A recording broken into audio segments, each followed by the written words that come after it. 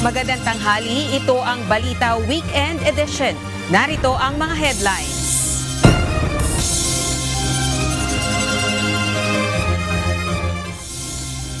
Ilan umanong proyektong natapos na nilaanan pa ng pondo sa 2026 proposed national budget ayon sa isang House leader.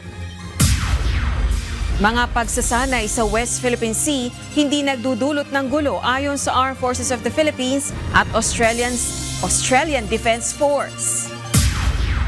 Lisensya ng bus driver na sangkot sa aksidente sa Commonwealth Avenue, pinakakansela na ng Department of Transportation. At 11th Wish Anniversary Concert kagabi, naghatid ng non-stop entertainment at saya sa wishers. Pinuna ng isang House leader ang ilang items sa 2026 proposed national budget. Isa na rito ang mga proyektong tapos na umano, ngunit nilalaanan pa rin ng pondo sa susunod na taon. Samantala, nais pa imbestigahan ng kongresista ang umano'y funders o sponsors ng mga maanumalyang proyekto ng pamahalaan. Ito ang balita. May mga napuna ang ilang political party leaders sa nilalaman ng 2026 proposed national budget. Ayon kay House Deputy Speaker at Antipolo 1st District Representative Ronnie Puno, na siya ring chairman ng National Unity Party o NUP, may mga proyektong natapos na pero nasa panukalang pondo pa rin sa susunod na taon. Samantalang ang iba namang proyektong kailangang ipagpatuloy, walang allocated funds. Natuklasan nila ito matapos mabigyan ng kopya ng National Expenditure Program, partikular na ng Department of Public Works and Highways para sa kanilang mga distrito. Yung nakakatawang example, yung sa Marikina kay Congressman Marcy Chodoro. Dumating yung kanyang proposed NEP for 2026. Nung nakita niya, magkatabi kami dun sa hearing Sabi niya, Sek, sasoli ko na to sa DepDib. Bakit? Sabi niya, lahat ng projects na nakalista dito, tapos na talaga, anong tapos na? Tapos na sabi niya. Tinginan kami sa aming mga NEP. Ako, nagbigyan ako ng kopya ng district engineer. Pag-submit niya, nagkaroon din ako ng kopya ng report ng regional director nung sinubmit nila sa national. Tapos ito malungkot, napalitan. Nalagyan ng project na hindi naman namin alam kung saan galing. Daang milyon Hindi namin alam saan galing. Ayon sa Deputy Speaker na chairperson din ng National Unity Party, napuna rin ito ng marami niyang kapwa kongresista, kabilang na si House Majority Leader at Iloilo 1st District Representative Sandro Marcos. Nung nagtanungan kami, halos lahat. Ang dami. Ako lang, ito pa. Kung di ba naman napakawalang yan ang gumawa nito. Sabi nga ni Madjo, si Majority Leader, sabi niya, Sek, sabi niya, I also experienced the same thing.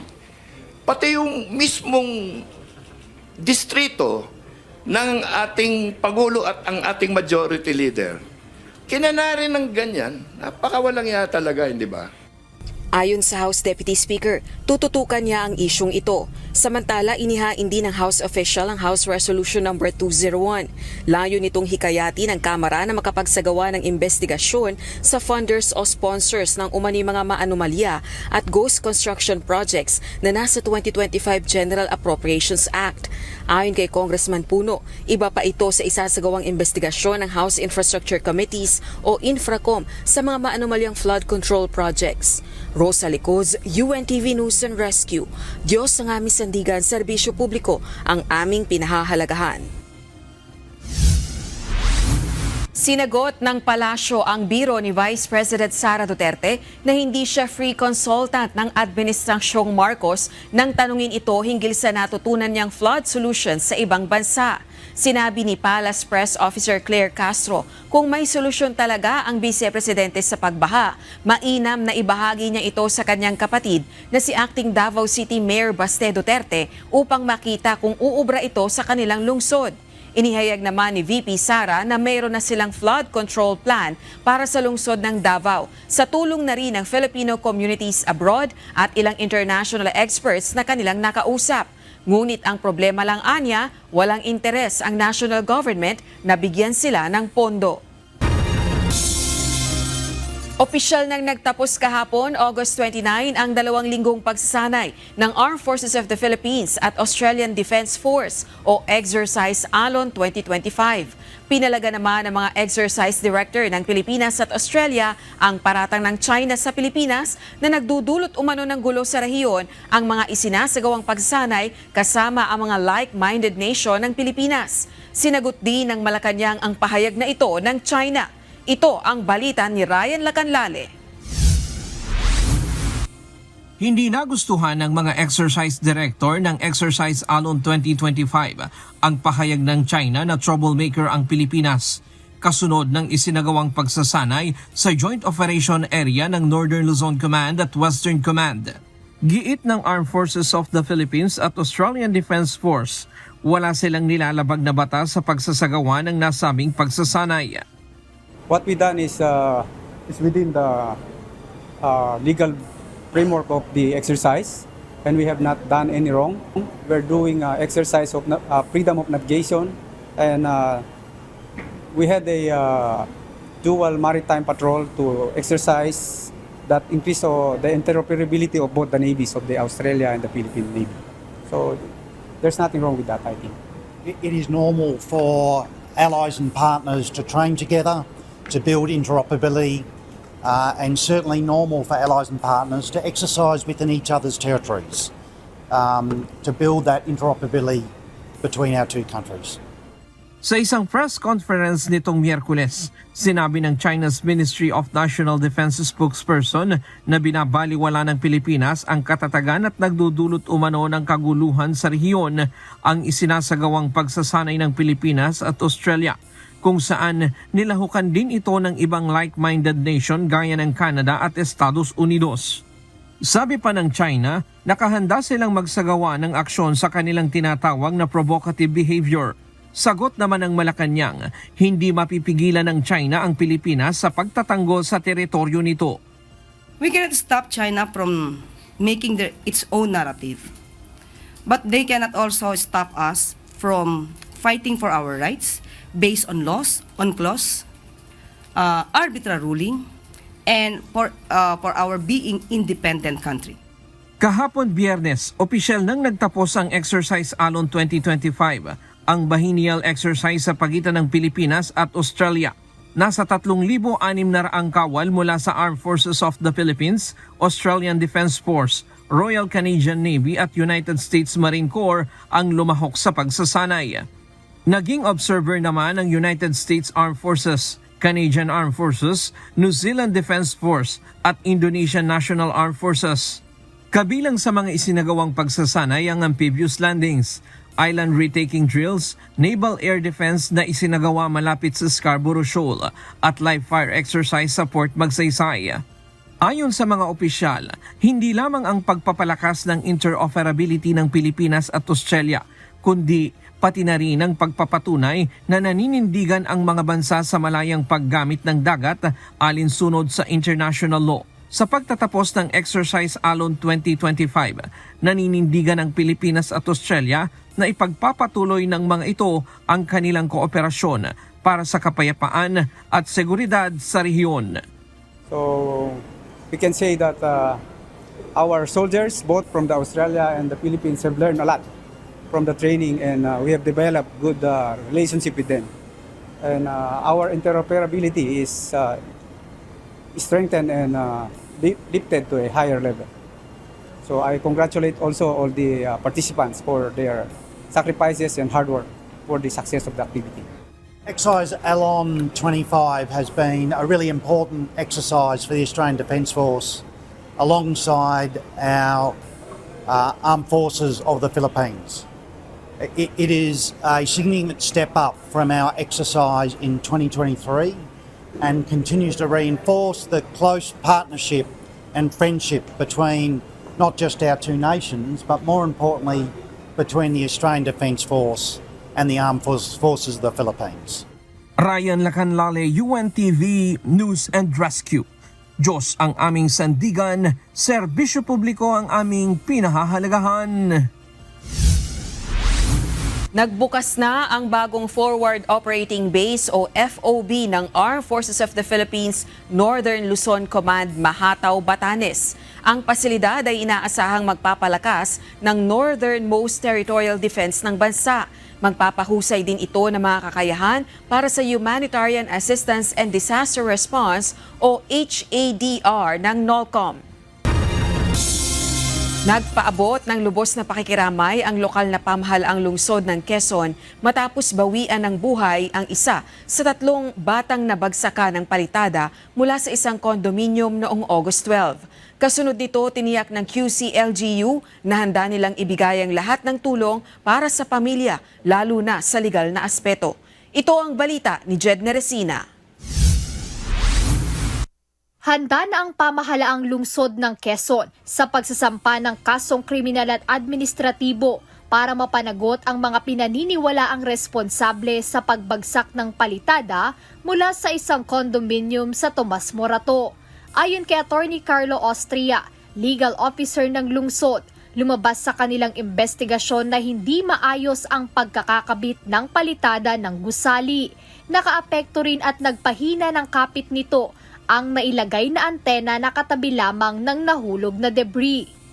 Base dun sa report, meron na po tayong pinapaniwala ang mga may responsable dun sa pangyayari. At nakikipag-coordinate po tayo sa QCPD para align po yung mga kasong isasampa natin laban dun sa mga responsable. Hindi na pinangalanan o binanggit pa ni Attorney Austria ang mga personalidad na kanilang kakasuhan sa susunod na linggo. Ngunit muli niyang tiniyak na mananagot ang mga dapat managot sa nangyaring insidente. Handa rin aniya ang lokal na pamahalaan na ibigay ang lahat ng tulong para sa pamilya sa anumang hakbang na nais nilang isagawa. Rest assured po, lahat po ng responsable is sasampahan po ng kaso ng lungsod at kung isipin pa man po ng pamilya na magsampa rin po ng kaso, ready po yung lungsod na magbigay ng kahit anong legal assistance, technical assistance, at saka mga testigo po ng mga eksperto natin para matulungan po sila sa kaso nila. Pumanaw na kamakalawa ang isa sa 3 batang nabagsakan ng tipak ng bato mula sa nasabing gusali, habang ang isa pa sa mga biktima ay nasa ospital pa rin hanggang ngayon. Samantala ang kapatid nito ay nagpatingin na sa psychiatrist matapos matroma dahil sa nangyaring insidente. Yung isa nasa ospital pa, kailangan pa siyang operahan ulit, so hindi pa talaga siya tapos, no? Yung isa naman nagsimula na magpatingin sa psychiatrist. So yes, magpa-file ng cases. Ganun pa rin ang tinitingnan namin, criminal, civil, administrative. Ayon kay Attorney Janina Banyaga, abogado ng magkapatid na biktima, inaantay muna nila ang resulta ng investigasyon ng QC-LGU bago isapinal ang kanilang mga kasong isasampa. Handa rin umano ang pamilya nito na makipag-usap kung lalapit sa kanila ang mga responsableng personalidad sa nangyari. Willing naman sila actually kasi alam mo, at the end of the day, ang gusto lang naman nila is yung ikabubuti ng 2 bata, di ba? At lalo na-raise na rin naman yung concerns tungkol dun sa building. So, natututukan na rin yun ng local government. So, kung lalapit ang mga responsible personalities sa kanila, posible naman. Hindi naman sarado yung pamilya sa settlement ng issue na to or ng kaso na to. Jed Neresina, UNTV News and Rescue. Diyos ang aming sandigan, serbisyo publiko ang aming pinahahalagahan. Pinakakansela na ng Department of Transportation ang lisensya ng driver ng bus na sangkot sa aksidente sa Commonwealth Avenue kung saan 10 ang nasugatan. Samantala, suspendido ng 30 araw ang buong fleet ng bus company. Ito ang balita ni Benedict Samson. 70 araw na posibleng hindi makakabiyahe ang bus driver na umararo sa nasa 8 sasakyan na ikinasugat ng 10 individual sa Commonwealth Avenue noong Huwebes. Ito'y matapos rekomenda ng Department of Transportation sa Land Transportation Office ang lisensya nito kasunod ang aksidente. Sa video na ito, makikita ang ginawang pagbangga ng bus sa kasabay nitong kotse. sa halip na tumigil ay nagdire-diretso at mabilis pa rin ang andar nito kung saan nabangga ang iba pang sasakyan. Kaya bukod sa suspensyon, ipinag-utos ng Department of Transportation na kansilahin ang lisensya ng bus driver. Samantala, sa bukod namang show cause order na ipinadala ng Land Transportation Franchising and Regulatory Board o LTFRB, sinuspindi naman ng 30 araw ang buong fleet ng Mersan Snow White Transport Corporation. Dahil dito, ipinasasauli rin sa Legal Division ng LTFRB ang plate number ng nasa 14 na bus na naturang kumpanya. Pinagpapaliwanag na rin ang bus driver at maging ang management na naturang bus company patungkol sa insidente. Benedict Samson, UNTV News and Rescue. Diyos ang aming sandigan, serbisyo publiko ang aming pinahahalagahan. Naglabas na ng Immigration Lookout Bulletin Order ang Department of Justice laban sa mga individual na pinangalanan ni Julie Patitongan alias Totoy na sangkot umano sa kaso ng mga nawawalang sabungero. Nangangahulugan ito na kailangang i-report ng Bureau of Immigration sa law enforcement agencies ang kinaroroonan ng mga taong nasa naturang order. Kabilang sa mga pinangalanan ni Patidongan ang negosyanteng sina Charlie Atong Ang at aktres na si Gretchen Barreto. Kapwa na itinanggi ni na Atong Ang at Barreto ang paratang sa kanila. Ayon kay Justice Secretary Crispin Remulla, mayroon na rin umanong isa na umalis ng bansa at hindi nila alam kung ito ay babalik pa.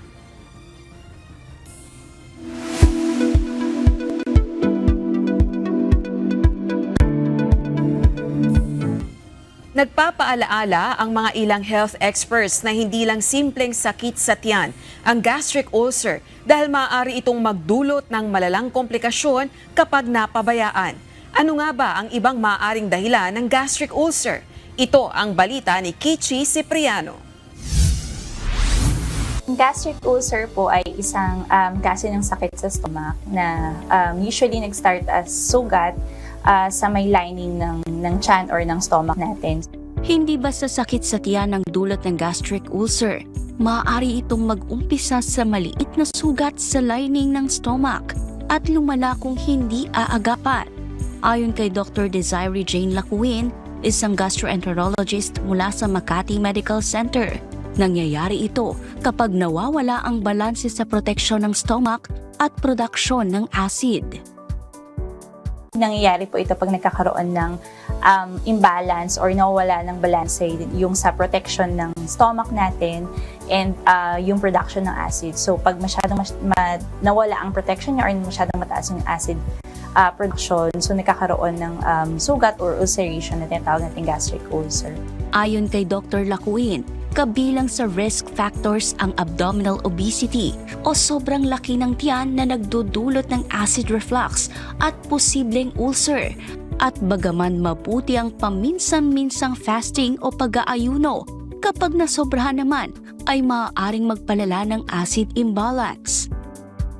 Pag meron tayong abdominal obesity, pag malaki yung tiyan, so tumataas yung abdominal pressure po. So pwede siyang mag-cause ng yung hernia tinatawag natin. And then yun, pag buntis, kadalasan nagkakaroon ng acid reflux kasi ganoon din po tumataas yung abdominal pressure. So yung stress can increase the acid production and then eventually kung recurrent siya, it can also lead to ulcer formation. Okay lang naman mag-fast from time to time pero yung absence ng food sa stomach ng matagal, pwede siyang yun nga mag-increase din ng acid production natin. So indirectly din, pwede siyang mag-cause ng imbalance. Paano nga ba maiiwasan ang gastric ulcer at ano ang mga bagay na dapat limitahan para mapanatiling malusog ang tiyan? Alamin ang kasagutan sa Doctors on TV ngayong linggo na 9 a.m. to 10 a.m. only here at UNTV. Kichi Cipriano, UNTV News and Rescue. Diyos ang aming sandigan, serbisyo publiko ang aming pinahahalagahan. Nababahala ang ilang grupo ng mga magsasaka sa planong pagre-release ng National Food Authority o NFA ng stock ng bigas. Ayon sa Federation of Free Farmers, tila wrong timing naman ang planong ito na matatapat pa sa anihan. Bukod pa dito, iginigiit ng grupo na baka sa kalumaan ng bigas ay hindi na ito ligtas kainin. Ito ang balita ni Mia Alonso. Tone-toneladong bigas mula sa bodega ng National Food Authority ang planong ilabas at isubasta ng Department of Agriculture at NFA. Tinatayang nasa 100,000 metric tons ng bigas mula sa NFA warehouse ang tinitignan ng ahensya na i-unload. 1.2 million bags mula rito ang target muna na unang i-release para ibenta sa mga ahensya at para magamit din sa pagpapalawak ng benting bigas program ng pamahalaan. Layon din ng pagbabawas ng bigas sa bodega ang paghahanda ng NFA ngayong panahon ng anihan. Subalit ang planong ito, pinangangambahan naman ng ilang grupo ng magsasaka. Anytime na isasabay mo yung pagdagdag po ng supply ng palay o bigas sa merkado sa panahon na umaani po ng palay ang magsaka natin, talaga pong magpapababa po yung action na yan sa presyo ng palay. Dapat isinagawa na po yan in prior months para hindi po matatamaan po yung presyo ng palay sa panahon po ng ani. Ayon sa Federation of Free Farmers o FFF, malaking banta sa presyo ng palay ang planong pagre-release ng malaking volume ng bigas lalo na ngayong anihan. Kaya pangamba nito na baka hindi na naman mabili ng tama sa presyo ang palay na aanihin ng farmers. Bukod pa rito, dahil aging o lumang stocks na ang mga bigas na planong ilabas, duda pa ang grupo na baka hindi na ito tangkilikin o bilhin ng mga mamimili. Dapat siyakin po ng NFA na yung papalabas po nila o ibibenta po na mas murang bigas talagang yung ibig sabihin safe pa po at mabuti po for human consumption kasi mga po ito, mga tawag po dyan aging stocks So marahil may malaking bahagi po nito medyo luma na talaga, baka may amoy, nag-iiba po yung kulay, so baka po rin hindi mabenta Ayon naman kay Agriculture Secretary Francisco Chu Laurel Jr., posibleng nasa 95% na lang ang kalidad ng bigas na nasa NFA. Pero nananatiling ligtas pa rin naman ito para kainin ng tao. While we appreciate their comments or criticism, may diskarte ho kami at palagi naman nasa isip namin ang mga farmer natin para hindi sila maapektuhan. Dagdag pa rito, parehong kapakanan ng mga magsasaka at mamimili ang isinasaalang-alang nila. Kaya naman, ang planong pagpapalabas ng supply ay nagsisilbi na ring paalala at babala sa industriya na huwag samantalahin ang sitwasyon. Mia Alonso, UNTV News and Rescue. Diyos ang aming sandigan, serbisyo publiko ang aming pinahahalagahan. Naniniwala si former Senator Cynthia Villar na may mali sa implementasyon ng rice tarification law. Sinabi ito ng dating senadora bilang may akda ng naturang batas sa gitna ng patuloy na pagtaas sa presyo ng mga produktong agrikultura. Ito ang balita ni Asher Cadapan Jr. Dapat bantayan ng kaukulang komite ng Senado ang pagpapatupad ng rice tarification law. Ito ang binigyan diin ni dating Senador Cynthia Villar na siya ring naging chairperson ng Senate Committee on Agriculture and Food noong 19th Congress. Kasunod ito ng panukala sa Senado na repasuhin, amyendahan o tuluyan ng buwagin ng naturang batas. Nauna nang sinabi ni Agriculture Secretary Francisco Chu Laurel Jr. sa pagdinig sa Senado na nagbabantang patayin ng rice tarification law ang local rice industry. Paliwanag naman ang former senator, dating nasa kapangyarihan ng National Food Authority o NFA ang pagkokontrol ng pag-aangkat ng bigas. Ngunit walaan niyang taripa noon kaya walang naibibigay sa mga magsasaka habang mataas ang presyo ng bigas. Bunsod nito, tinanggal ang pangangasiwa ng rice importation mula sa NFA at naglagay na lang ng taripa. Sa ganitong paraan anya, maaaring makapag-angkat ang sinuman ngunit kailangan na lang magbayad ng taripa batay sa rice tarification law na pangunahing isinulat ni dating Senador Villar. At yung tariff, ibibigay sa mga small farmer para mag-mechanize sila at magkaroon sila ng better seeds. Nung latest, bago namin inirenew yan, 30 billion ang collection. Bigla nila binaba yung tariff. Ewan ko why. Hindi naman bumaba yung presyo. Kaya implementation, there's something wrong with the implementation. Dagdag pa ni Villar, layo ng naturang batas na makatulong ang makukuhang taripa sa makinarya ng mga magsasaka upang mapaganda ang kanilang ani at produksyon. Kasi halimbawa, gumanda ang seeds. Dati 3.4 metric tons per hectare tayo. Pag gumanda ang seeds, kaya natin 6 metric tons. Di doble.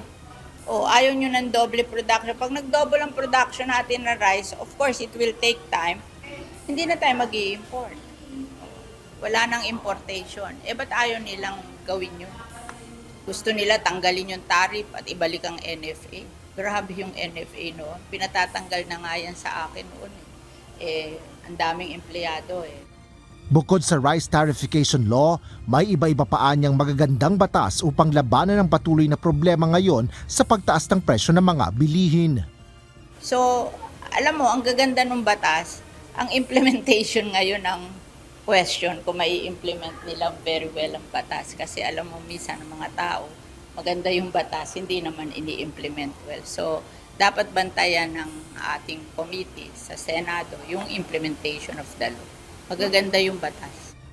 Hinihikayat naman ni dating Senador Villar sa urban gardening ang publiko, partikular na mga nakatira sa syudad.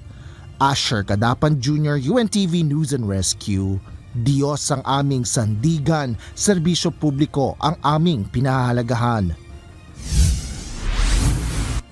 Dapat tulungan ng Estados Unidos ang Pilipinas. Ito ang sentimiento ni Senate Deputy Minority Leader Juan Miguel Zubiri sa gitna ng pagpapataw ng 19% na taripa ng mga produktong inaangkat ng United States mula sa Pilipinas. Habang napaulat din na gagawin pang 100% tariff ang semiconductors na siyang pinakamalaking inaangkat ng US sa Pilipinas. Ayon kay Senador Zubiri, nakaalarma ito dahil maraming mawawalan ng trabaho sa iba't ibang lugar sa bansa. Hindi dapat anya maging katulad ng Pilipinas ang ASEAN neighbors nito na halos pareho ang taripa, habang wala anyang nakukuhang pribilehiyo ang Pilipinas sa pagiging kaalyado nito sa United States. We're urging the administration na gamitin po nila yung card na yun na we are treaty allies. We have to get better arrangements or better at least treatment from a fellow treaty ally.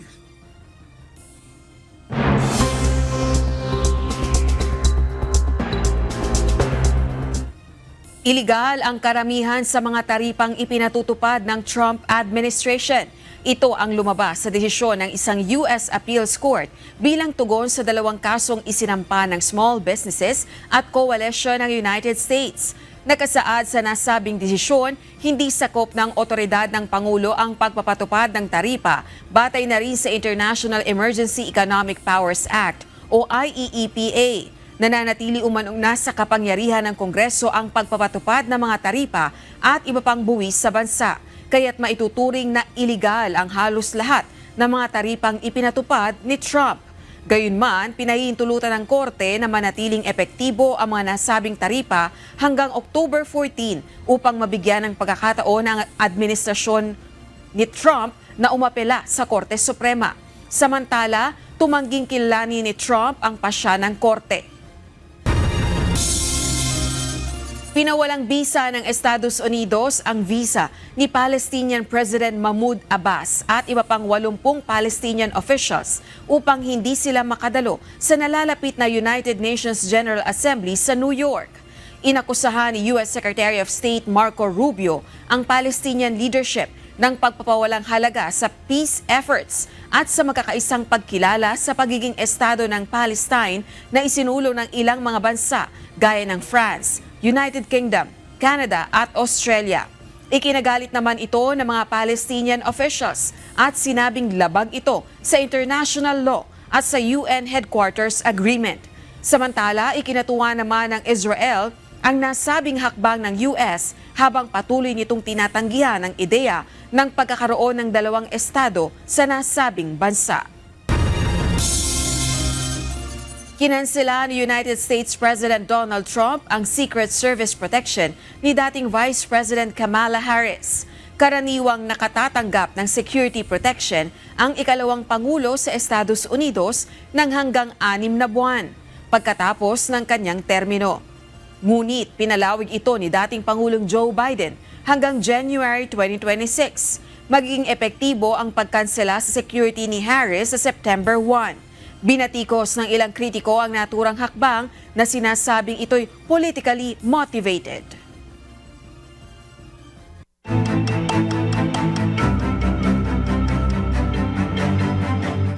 Isang sunog ang sumiklab sa Mulanay, Quezon kaninang 1:30 ng madaling araw. Sa isang panayam kay Councilor Jello Amisola, nagsimula ang sunog sa COMELEC office ng probinsya hanggang kumalat ito sa Public Information Office at iba pang mga opisina ng pamahalaan sa lugar gaya ng Pantawid Pamilyang Pilipino Program Office, Water System Office, Human Resources Department at Culture and Arts Office. Wala namang napaulat na nasaktan o nasugatan sa insidente. Kasalukuyang inaalam pa ng mga otoridad ang sanhi ng sunog.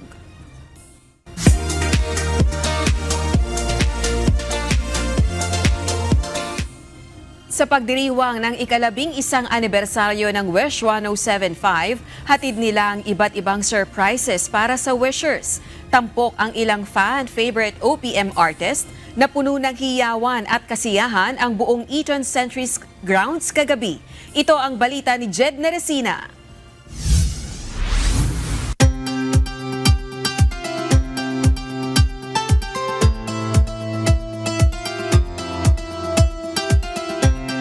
It's been a month full of surprises dahil hindi lang isa, kundi 2 amazing concert ang ibinigay ng Wish 1075 ngayong buwan ng Agosto.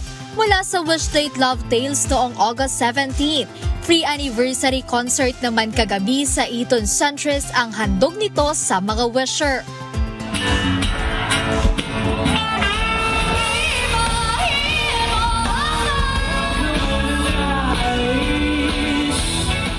Isang gabi ng kasiyahan, dala ng musical performances mula sa mga fan-favorite OPM artists ang pumuno sa Eton Centris grounds sa Quezon City. Kabilang dito ang Bandang Dilaw at Lola Amor, girl P-pop groups na Kaya at G22. Kasama rin sa lineup ang ilan pa sa fan-favorite artists tulad ni Angela Ken at Rob Daniel. Pero wait, there's more! Dahil talaga namang dumagundong ang Eton Centris grounds nang lumabas na ang special surprise guest, ang much-awaited comeback ng Four of Spades. Everybody, Four of Spades!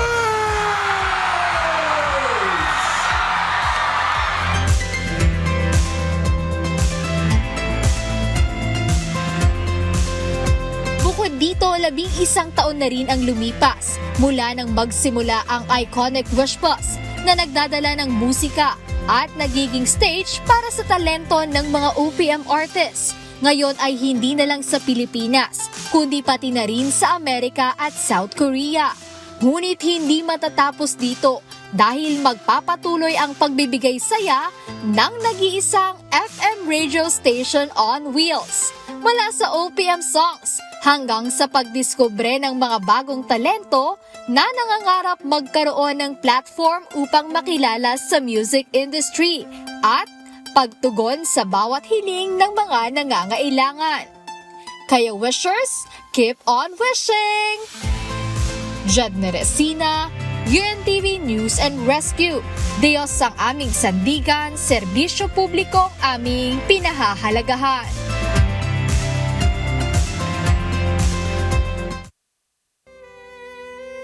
Narito naman ang salita ng Diyos na ating sandigan mula sa Aklat ng Kawikaan, 9:8 na nagsasabi, "Huwag mong sawayin ang manglilibak, baka ipagtanim ka niya.